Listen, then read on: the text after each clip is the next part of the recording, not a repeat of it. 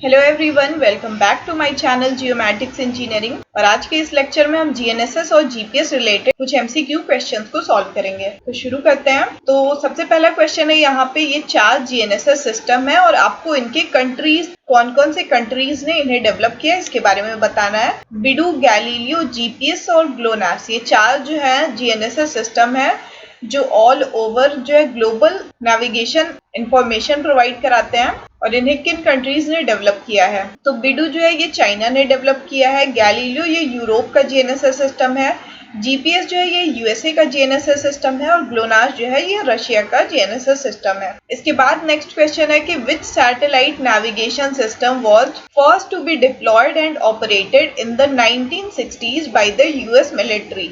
US military के द्वारा 1960s में पहला जो है नेविगेशन सिस्टम सैटेलाइट कौन सा लॉन्च हुआ था? तो यहाँ पे 4 ऑप्शंस हैं, ग्लोनास, गैलीलियो, ट्रांजिट, बिडू। तो इसका जो करेक्ट आंसर है वो है ट्रांजिट। ट्रांजिट जो है सबसे पहला नेविगेशन सैटेलाइट सिस्टम है जो कि लॉन्च हुआ था यूएस मिलिट्री के द्वारा। इसके बाद अगला क्वेश्चन है, what was the fundamental operating principle of the transit satellite navigation system. पहला ये जो सैटेलाइट था ट्रांजिट, ये कौन से फंडामेंटल प्रिंसिपल पे वर्क करता था? तो यहाँ पे 4 ऑप्शंस हैं, triangulation, Doppler effect, time of flight, quantum entanglement. तो इसका जो करेक्ट आंसर है डॉपलर इफेक्ट। तो जो ट्रांजिट सैटेलाइट है नेविगेशन की सैटेलाइट, ये डॉपलर इफेक्ट के प्रिंसिपल पे वर्क करती थी। इसके बाद अगला क्वेश्चन है, what technology does a satellite use to maintain synchronisation of all satellites in the constellation. जो भी जीएनएसएस सैटेलाइट सिस्टम है वो मल्टीपल सैटेलाइट्स के कॉन्स्टेलेशन से बनी हुई है। तो इन हर एक सैटेलाइट को जो एक साथ सिंक्रोनाइजेशन में रखने के लिए कौन सी टेक्नोलॉजी का इस्तेमाल होता है?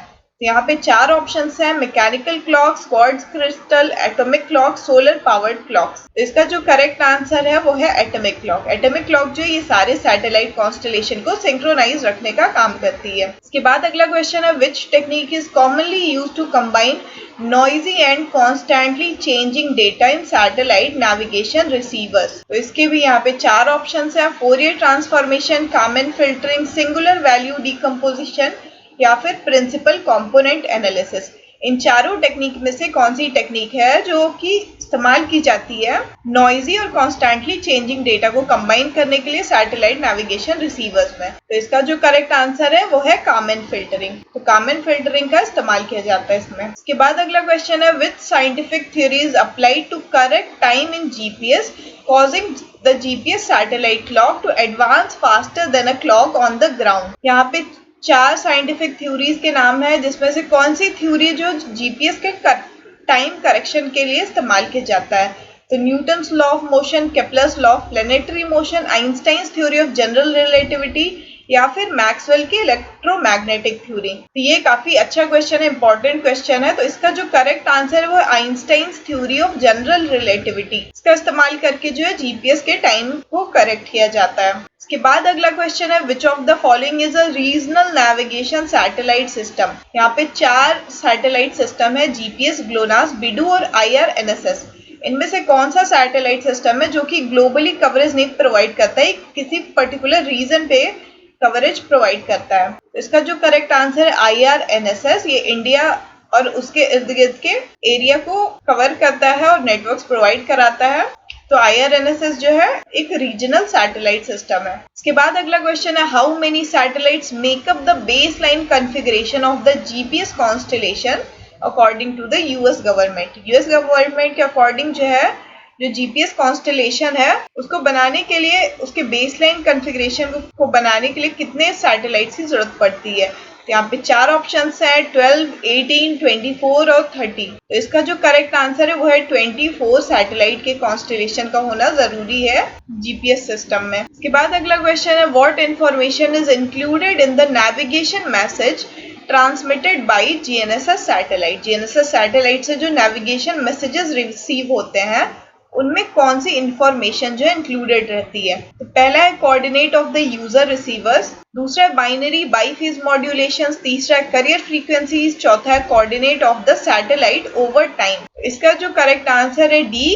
नेविगेशन मैसेज में जो है coordinate of the satellite as a function of time जो है ये इसकी इंफॉर्मेशन मौजूद रहती है। इसके बाद नेक्स्ट क्वेश्चन है, what is the nominal inclination of the GPS satellite orbit relative to the equatorial plane. जो हमारा इक्वेटर है और यहाँ से जो जीपीएस सैटेलाइट के ऑर्बिट्स हैं ये कितने डिग्री पे जो है इंक्लाइंड है इक्वेटर से। तो यहाँ पे 4 ऑप्शंस है, 30 डिग्री, 45 डिग्री, 55 डिग्री, 60 डिग्री। तो इसका जो करेक्ट आंसर है 55 डिग्री है। तो ये ऑर्बिट्स जो है ये 55 डिग्री पे जो है इक्वेटर से इंक्लाइंड है। और फिर इन ऑर्बिट्स में सैटेलाइट्स भी होते हैं, वो सैटेलाइट का इंक्लिनेशन एंगल अलग होता है, वो मैंने अपने जीपीएस वाले लेक्चर में बता रखा है। आप सबको अगर पता है इसका आंसर तो कमेंट्स में मुझे जरूर बताइएगा। इसके बाद अगला क्वेश्चन है, how are the satellites in the GPS constellation positioned in terms of orbital plane. GPS constellation में जो है 6 ऑर्बिट्स होते हैं और इन ऑर्बिट्स में सैटेलाइट्स को कैसे प्लेस किया गया है उसके बारे में बताना है। तो यहाँ पे 4 ऑप्शंस हैं, 3 planes with 8 satellites each, 4 planes with 6 satellites each, 6 planes with 4 satellites each और चौथा है 2 planes with 12 satellites each। तो इसका करेक्ट आंसर है 6 planes with 4 satellites each।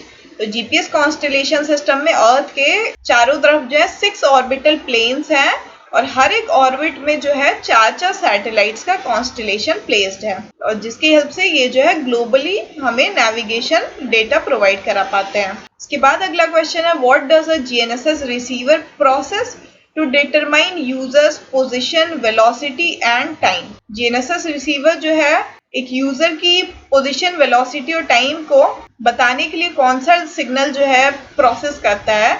यहाँ पे 4 ऑप्शंस हैं, X band signals, UHF signals, L band signals, VHF signals. तो इसका जो करेक्ट आंसर है एल बैंड सिग्नल्स है, C option. L band signals में जो है यूजर के पोजीशन, वेलोसिटी और टाइमिंग का डेटा होता है। इसके बाद अगला क्वेश्चन है, in the GPS system how many master control stations are there and where are they located. GPS system में कितने मास्टर कंट्रोल स्टेशंस है और वो कहाँ पे हैं। पहला है कि 1 प्राइमरी लोकेटेड ग्लोबली, दूसरा है कि 2 कंट्रोल स्टेशंस है, 1 प्राइमरी और 1 बैकअप और लोकेटेड इन यूएस, तीसरा है कि 4 है जो कि डिस्ट्रीब्यूटेड है अराउंड द वर्ल्ड, चौथा है 6 है जिनमें से 3 प्राइमरी है और 3 बैकअप है, ग्लोबली डिस्ट्रीब्यूटेड है। इसका जो करेक्ट आंसर है ये है 2, 1 प्राइमरी एंड 1 बैकअप। जो जीपीएस का कंट्रोल स्टेशन है वो यूएस में है जिसमें एक प्राइमरी स्टेशन है और एक बैकअप स्टेशन है। इसके बाद अगला क्वेश्चन है, what role does the S band link play in the control segment. Control segment में जो एस बैंड लिंक का क्या रोल होता है। तो यहाँ पे 4 ऑप्शंस है, tracking satellites positions, monitoring users receiver, uploading information into GNSS satellite या फिर कलेक्टिंग एटमॉस्फेरिक डेटा। इसका जो करेक्ट आंसर है वो है uploading information into GNSS satellite. तो एस बैंड लिंक जो है ये जीएनएसएस सैटेलाइट में इंफॉर्मेशन अपलोड करने के लिए इस्तेमाल होता है। इसके बाद अगला क्वेश्चन है, what are PRN codes in GNSS signal. GNSS signal में जो ये पीआरएन कोड क्या होता है। यहाँ पे 4 ऑप्शंस है, सैटेलाइट कोऑर्डिनेट्स के बारे में, navigation data, sequence of zeros and ones for ranging या फिर क्लॉक बायस पैरामीटर्स। इसका जो करेक्ट आंसर है वो है sequence of zeros and ones for ranging. PRN data में रेंजिंग के लिए सीक्वेंस जो है 0 और 1 का होता है। इसके बाद अगला क्वेश्चन है, what does the carrier in GNSS signal refers to. GNSS signal में जो कैरियर टर्म है ये क्या होता है।